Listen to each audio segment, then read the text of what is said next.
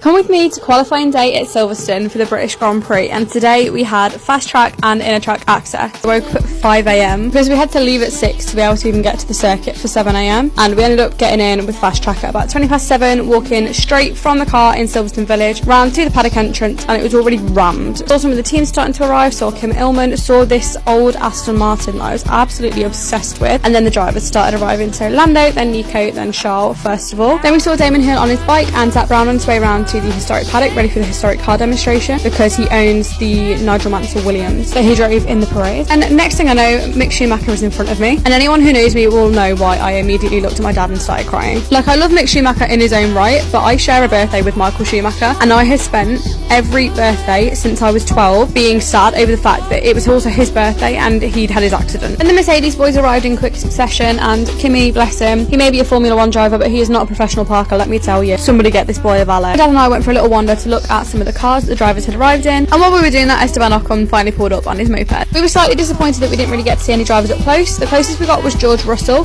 but then some man pushed me and literally crushed me and the guy in front of me, so we didn't even get to see George properly. But those are the two Aston Martins, and that's that old one that I was obsessed with.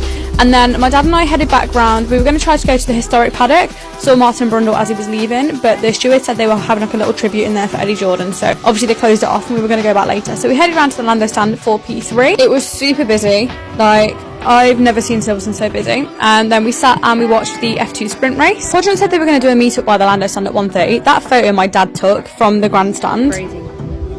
I would actually be terrified if I was Max. There was no security, there was no crowd control. Genuinely, it was terrifying. So I swiftly got out of there, went and got some monsters to keep me going, and then settled down to watch qualifying. And there was a red flag. It was quite a dramatic day, to be quite honest. So there's our Franco. There's Lando when he qualified P3. And then after qualifying, Dad and I headed back round to the inner track to try and go to the historic paddock again. And then we got stuck in this huge amount of people. It was horrible. We both hate crowds, so we were not thriving. But it was worth it because I got to see Michael Schumacher's Benetton. And it was so cool being able to show my dad this, because for the last 2 years I've just shown him photos from when I've been able to go into the historic paddock. So getting to take him there and him see some of the cars that he grew up with was so cool. And we headed back round to the paddock, and my dad went and sat on the grass. He said, I am not waiting in that crowd.